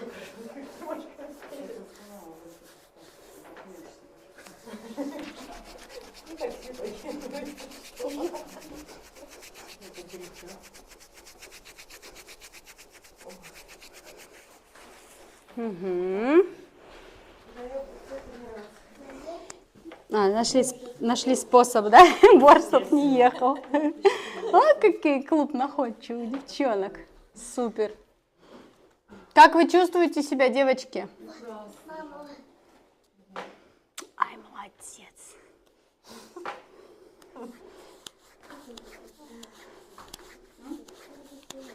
Угу.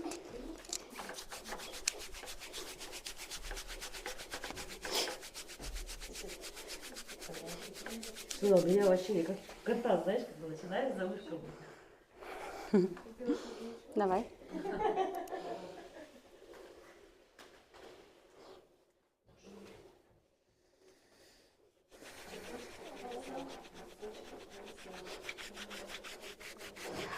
Так, значит, девочки, к кому я подошла, переверните борт.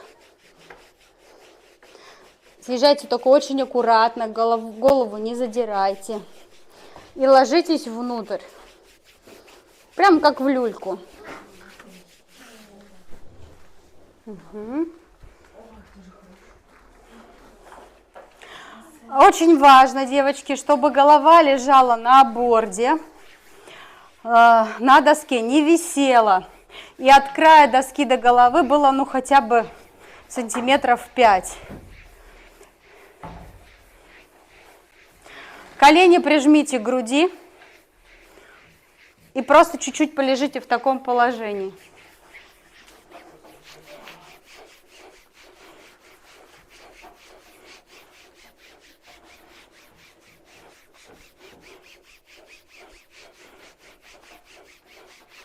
Угу. Давайте уже все перейдем. Кому-то очень понравилось, да, я смотрю? Ну, я жду, когда подойдут. Ты можешь выйти? Нет, ну как мы еще не подошли, чтобы отдыхать. На вторую секцию. Новое ощущение вообще в жизни.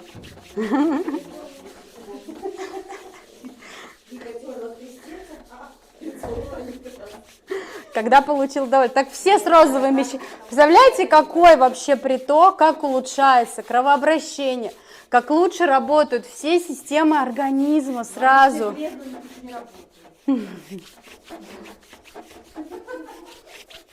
Угу, отличненько, давай. Наверное, заработать потом, когда на улицу выйдешь. У меня еще сосуды работают. Аккуратненько. Итак, мы ложимся с вами внутрь. Что мы делаем дальше? Коленочки вместе, руки расслабьте, ладошки разверните вверх и выполните круговые движения, как будто между колен у вас карандашик, и вы им чертите круги на потолке. Подтяните мышцы живота, и сейчас это упражнение нам нужно для того, чтобы промассировать очень мягко наш крестец. Вы это чувствуете? Скажите, очень приятно. Очень приятно. Молодцы, какие девочки. И в другую сторону. Руки расслаблены.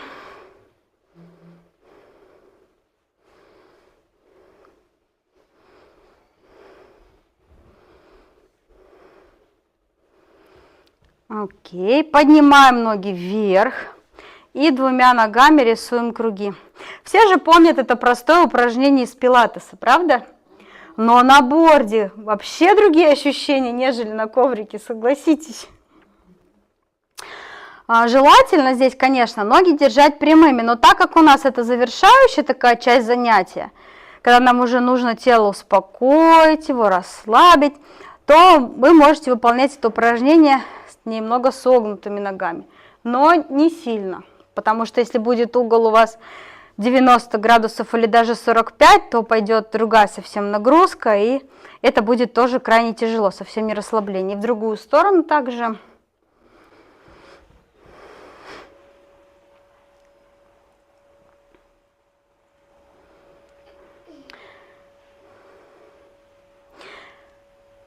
Окейушки. И теперь левую ногу поставьте на борт так, чтобы пятка упиралась его в край. Другая нога вверху. И значит, сейчас мы с вами будем делать очень хороший массаж, лимфу гонять нашу. Одна нога у вас правая получается вверху, и вы двигаете массажными движениями ладошками от пятки, делаете усилия, когда двигаете руками вниз. А вверх, соответственно, вы мягко поднимаете. Работайте основанием ладошки и центром ее.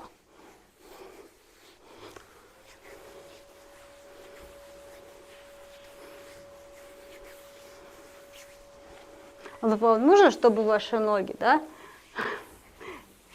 Что вам нужно же, чтобы снялось напряжение с ног, ушли отеки. Вот, пожалуйста, это вам одно из упражнений, которые надо выполнять регулярно. Окей, теперь эту же ножку сгибаем в коленке, кладем ее на левую ногу. Подтягиваем левую ногу к груди. И вот здесь вот чувствуете, да, потянуло сразу бедро. И там, где зажимает чаще всего седалищный нерв, вы можете рукой, если достанете, захватить себя за бедро, еще больше углубить это, а другой рукой взять себя за голень левой ноги. И максимально подтянуть эту ногу на себя. Та рука, которая держится за правое бедро, она как бы углубляет это ощущение. Вы словно рукой утопили руку в свои мышцы. Она стала одним целым. И вы подтягиваете эту часть на себя. И дополнительно копчик старайтесь приподнять вверх. И в этом положении сделайте мягкие, легкие перекаты вправо-влево.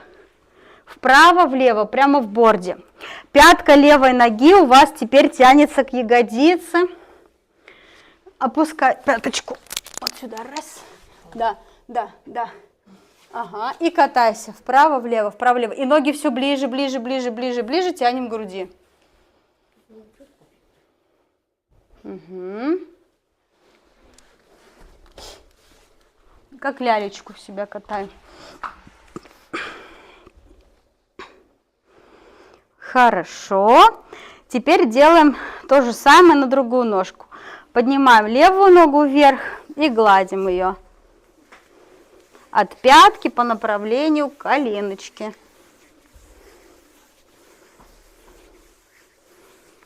Мы делаем усилия, когда проводим по икроножным мышцам.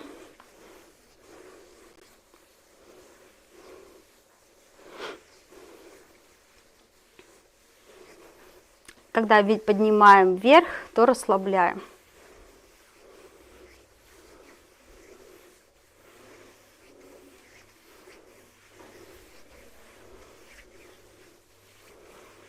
Окей, хорошо. И кладем теперь стопу левой ноги на бедро правой.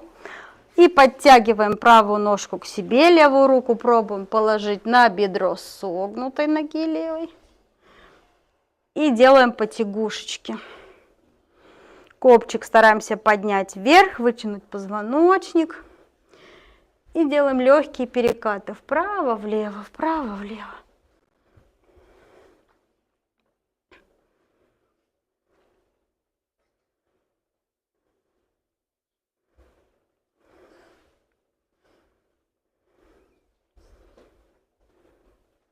Умнички. Перейдем теперь к следующему движению. Поставьте пятки на край борда, руки на полу. Приподнимите чуть-чуть таз. И выполните легкие круговые движения таза. Прогибая слегка в пояснице и вытягивая позвоночник, как будто вы танцуете. Когда вы прогибаетесь в пояснице, пусть легко ваши ягодицы прокатятся по доске. И в обратную сторону также.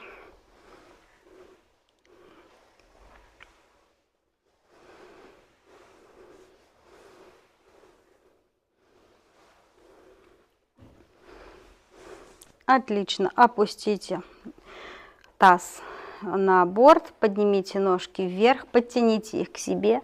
Если получится, достаньте до пяток, если нет, или до икроножных мышц, разведите ноги в стороны и потяните их на себя.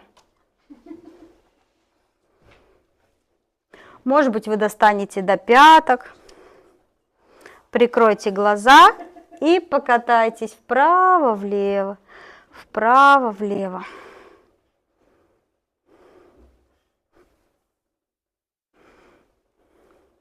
Старайтесь крестец сейчас от борда не поднимать. Крестец, поясницу и крестец положите на борт так, чтобы у вас сейчас работали только мышцы бедер и перекаты такие легенькие. Молодцы. Теперь ножки скрестите и потяните на себя.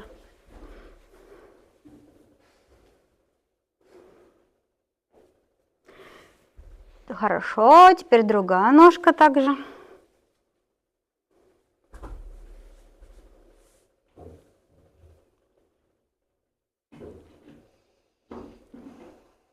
Угу.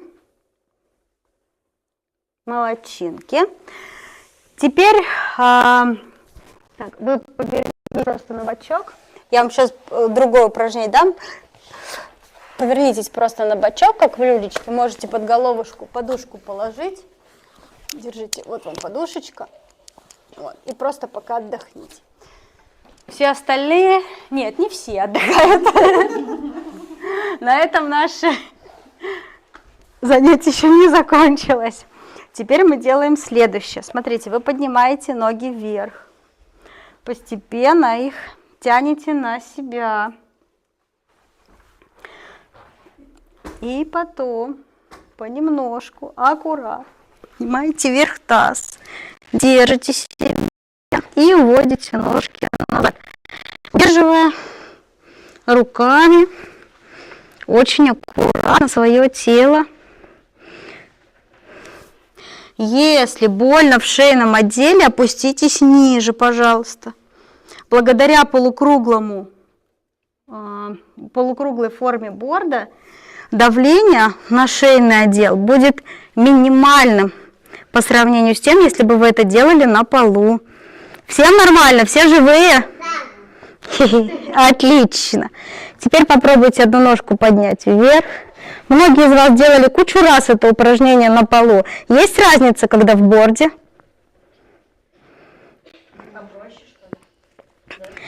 Конечно, менее травматично. Теперь другая нога.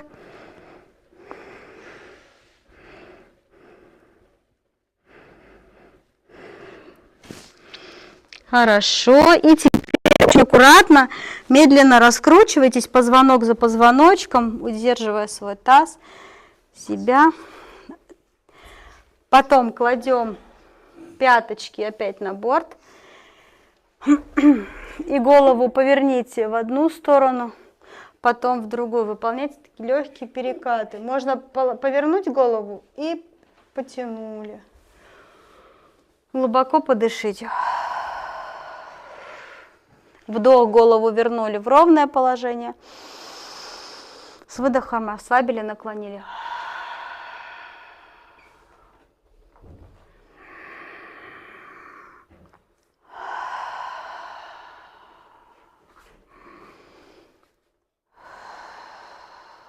Хорошо.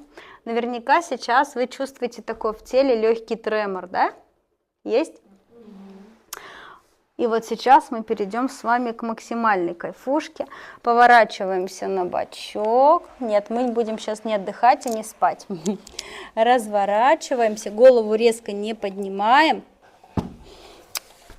Переверните борт. Головушку поверните на меня, чтобы я вам объяснила, как делать следующее упражнение. Вам важно встать так, чтобы колени и таз были в одной плоскости. Да? То есть таз не был опущен вниз или слишком вперед. Вы отдыхаете, вы пока полежите, просто посмотрите на нас. Сгибаем руки в локтях.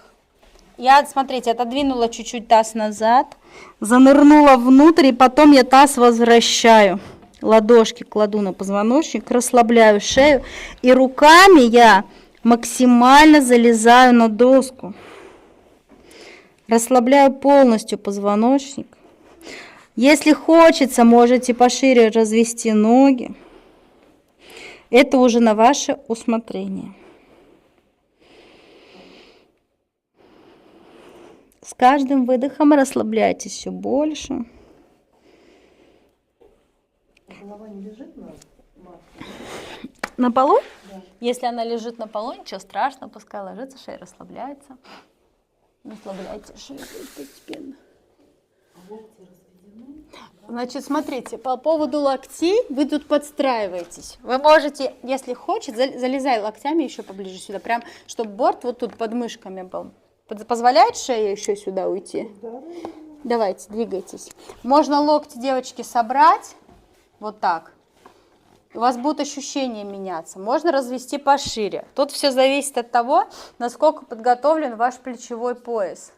А с ногами что у нас? А ноги вы можете, значит, смотрите, во-первых, помните, я говорила про одну плоскость? Колени отодвигайте чуть подальше. Вот, стоп. И вот теперь можете их свести ближе друг к другу или, наоборот, развести шире. Смотрите сами. Сейчас по своему состоянию.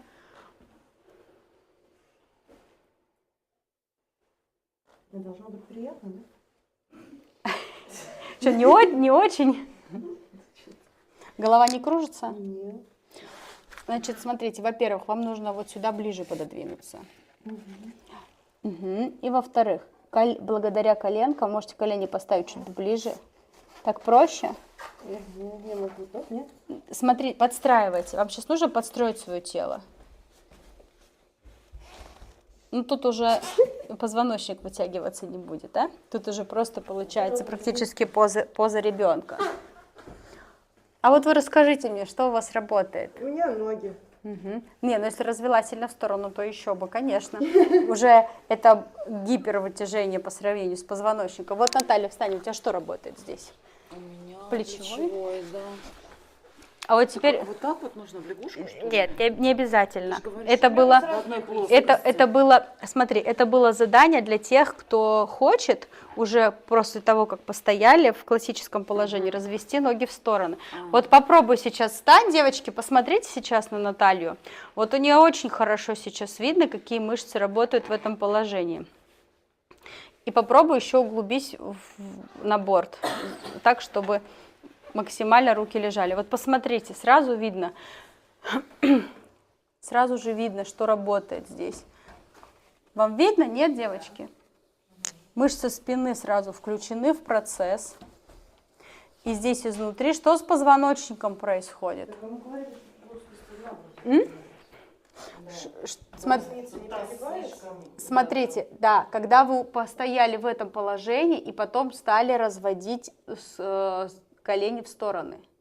То есть изначально вы лежите в таком положении, потом вы разводите колено. Да, вы расслабляете поясницу, вы расслабляете позвоночник. Здесь все провисает. Как бы, Постепенно все провисает, все глубже и глубже.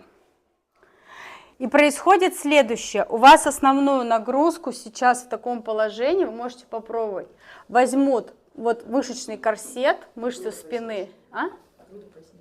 Да. А вот благодаря этому положению внутренние органы, позвоночник, вот это все будет отдыхать. И одновременно с этим позвоночник будет вытягиваться. А вот теперь, Наталья, попробуй ноги чуть пошире разведи. И вот теперь она будет входить в одну плоскость. Понимаете, да?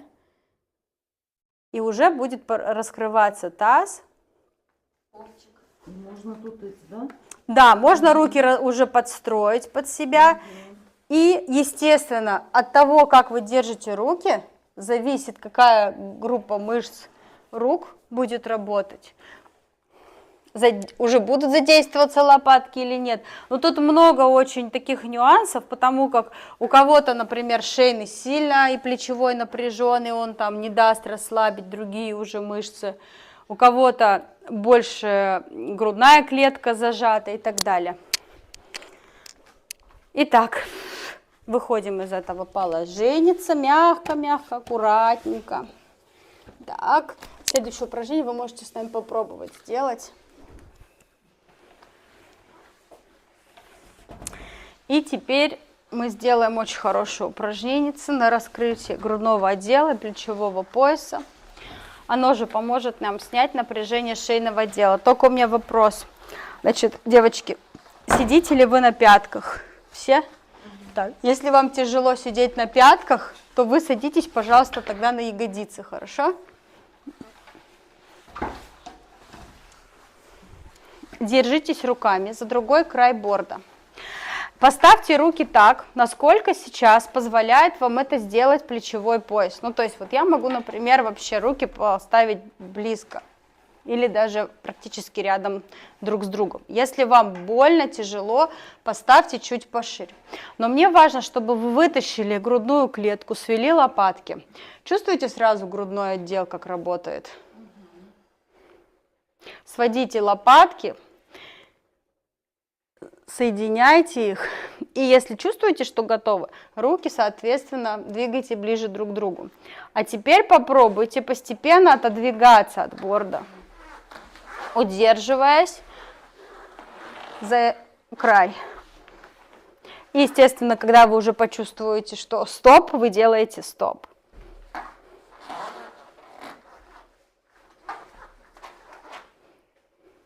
Попробуйте поводить грудной клеткой вправо-влево, понаблюдайте за своими ощущениями, почувствуйте свое тело.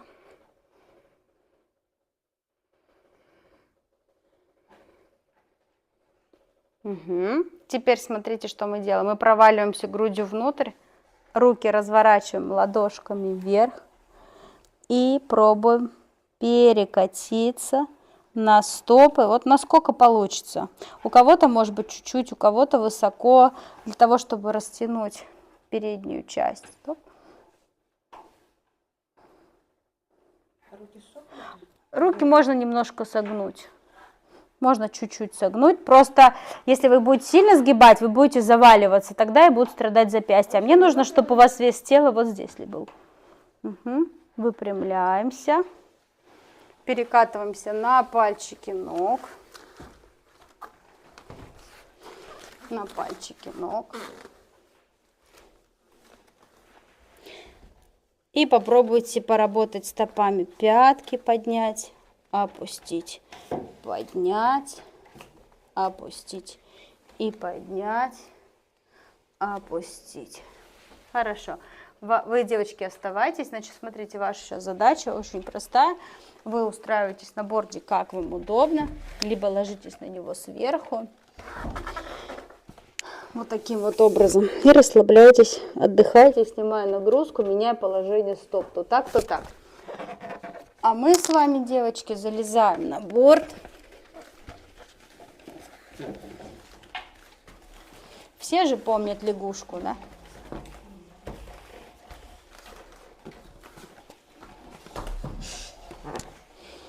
И пробуем в этой лягушке попу посадить на доску.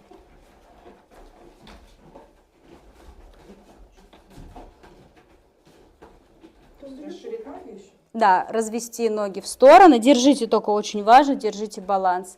И опускаем постепенно таз так, чтобы он сел у вас на борт. Страшно? Боюсь, что сейчас ноги скользнут. И сидим? Нашла в цепку? Да, просто сидим. Раскрываем постепенно таз. Можно помочь себе, если хочется ноги пошире развести, бедро глубже раскрыть, то, то одну сторону, то в другую.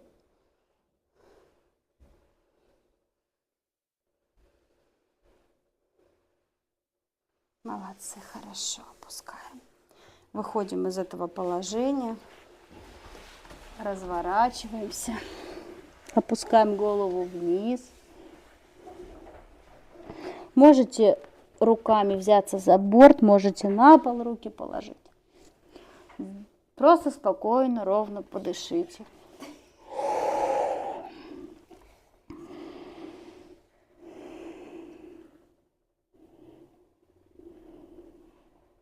Прикройте глаза, восстановите свое дыхание.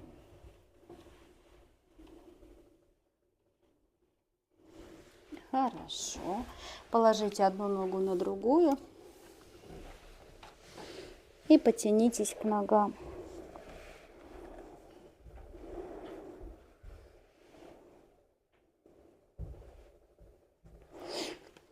И теперь на другую ножку и тоже потянитесь вниз.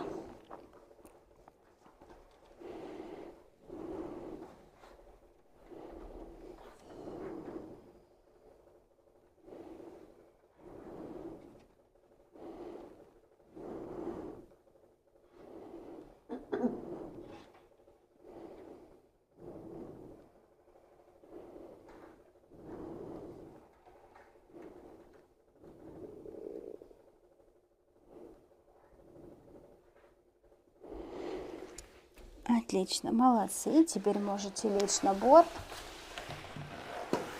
и расслабиться.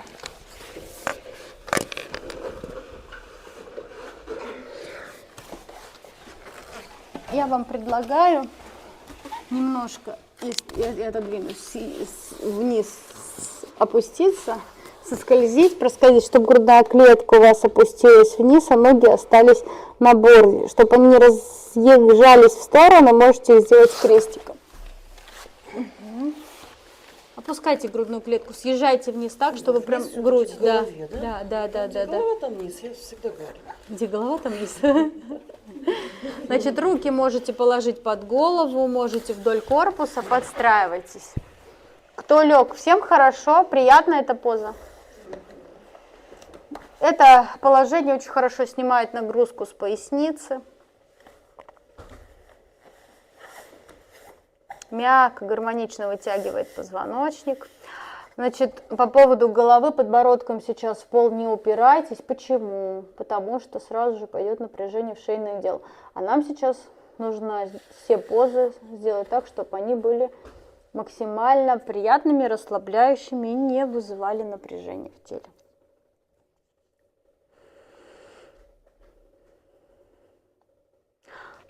Вот сегодня мы с вами прошлись по самым-самым таким базовым упражнениям, которые нужны для поддержания здоровья организма, которые воздействуют практически на все группы мышц, которые заставляют работать все тело.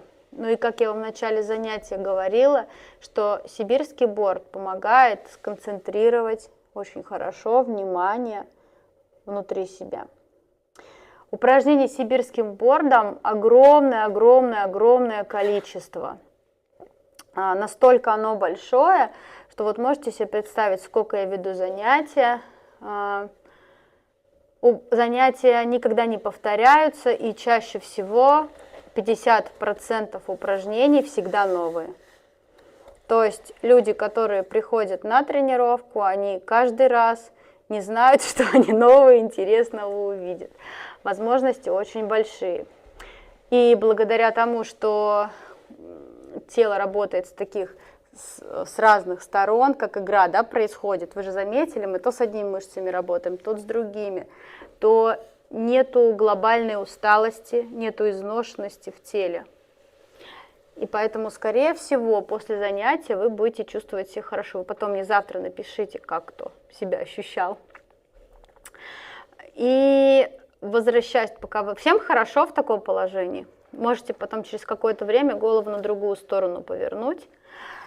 И возвращаясь к началу нашего занятия, когда я вам рассказывала, что для меня значит женское здоровье, и немножечко рассматривая более детально здоровье чисто физическое, я убеждена в том, что для физического здоровья нам нужно не только заниматься физическими упражнениями, но и, конечно же, следить за ритмом своего питания, это 100%, да, чистить свой организм.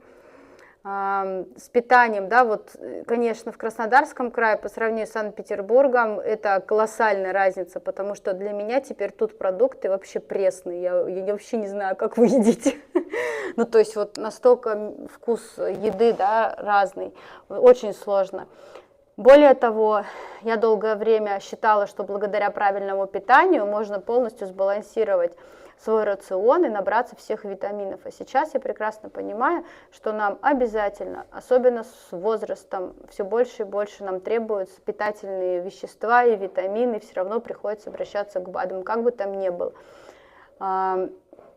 И когда мы правильно питаемся, ну я имею в виду более-менее здоровый рацион питания, более-менее здоровые продукты, мы поддерживаем себя витаминами, как-то пытаемся дышать свежим воздухом, делаем физические упражнения, то это очень многое решает. Приведу такой простой пример. Вот когда я в Санкт-Петербурге жила, вот Женя ходила ко мне очень долгое время на занятия, много лет, да и Наталья тоже. Мы очень много делали дыхательных упражнений, очень много, каждое занятие, каждый день. И я хочу сказать, что именно благодаря этому поддерживался иммунитет. На сегодняшний день я никогда не загадываю на завтра, но на сегодняшний день, несмотря ни на что, вот лично я болею крайне редко, после 3 родов я восстанавливалась всегда очень быстро, практически через короткое время уже приходила к занятиям, снова входила, так сказать, в строй и поддерживала свой организм. И поэтому, глядя даже на то, как мои окружение, девочек, которые занимаются, ну, кто-то на фитнес ходит, кто куда, то у меня качество жизни, выносливости и энергии намного больше, чем у тех, кто занимается мало. Но при этом я выбрала такой вид физической активности, который приятен, который комфортен, который безопасен. И, ну, скажите, что не было ничего такого, как это же приятнее, чем в гире тягать, согласны?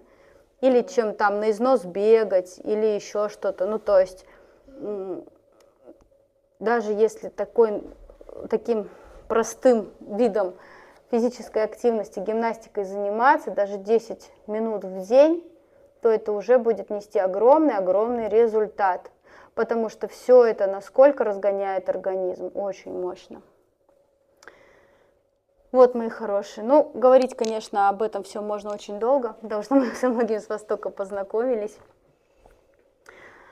Если хотите, приеду в следующий раз в Питер, опять вас соберу. Кстати, у нас сейчас ходит такая мысля, еще один тур организовать в Анапу. В нашу любимую Анапу, в наш любимый ДжМТ.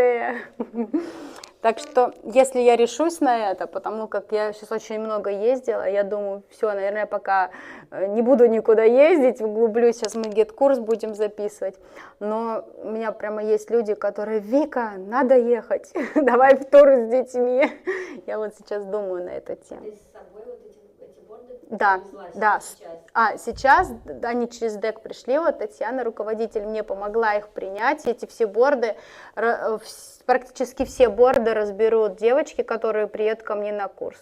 Но у меня, кстати, да, у меня еще 2 борда останется, так что если кто-то хочет, то можете купить, или я их отправлю обратно. Так он стоит на сайте 3680 рублей на сегодняшний день, с моей скидкой 3,5 получается. 1000 рублей? 3500. Берем? Я бы записать продавала. Что ты бы? За 50 бы продавал. Но это, Наталья, если ты знаешь, что делать. Но, девчонки, я вам всем, на самом деле, я вам всем в подарок отправлю 2 видео занятия своих сибирскими бордами. Особенно, если кто-то возьмет борд, это будет вообще Я возьму прям сегодня. просто. Можно это взять? Не, сегодня нельзя, потому что завтра будут занятия. Единственное, я не знаю, как получится, как-то их провести нужно будет тогда отсюда. Давайте, знаете, как сделаем? Я сейчас проведу, главное, чтобы все доехали, потому что у меня со всей России люди приезжают, даже из Казахстана приезжают ко мне, чтобы пройти курс этот сибирскими бордами. Девочки, поэтому давайте я курс проведу, я вам в наш чат вот в этот напишу, сколько останется бордов, и вы уже там кому надо разберете. 2 остается, мне и Кате. Ну вот должно быть 2, да. Мы в чате Мне, сейчас говорит, и включим. Катя. Ну, я точно. У меня А 3 сейчас, детей погодите, я тоже, и я бы с девчонками занималась бы, я бы им что-то показывала. Ну вот, я вам скину видео своих занятий со своей студии. Я бы прям сегодня. Вы уже конечно, можете... взяла. Ну, сегодня не получится, Ну да, потому я что он может быть просто занят. Да, конечно. Вот. Кстати, девочки, а вы хотите ввести девчонку, в смысле, детям своим, да? А вы, 10 лет, кстати, 10, 5, 10 а вы не лет. хотите на курс прийти хотя бы на 1 день? В воскресенье у тебя с детьми, да? У меня, нет, смотрите, у меня вообще Может, курс, запись остановили там? Или у меня есть на курс осталось 2 свободных места, потому что там у одной девочки форс-мажор случился, ну и одного человека и нет. Значит, смотрите, какая получается у нас история с курсом. Курс я провожу 3 дня, но это целый день. То есть там 6 часов каждый день, прям вообще мощной работы. Ну, то есть физически. записывать-то можно будет? Да, Женечка, поставь там на паузу, пожалуйста, выключи видео. Там идет запись еще? О, супер, все, выключи.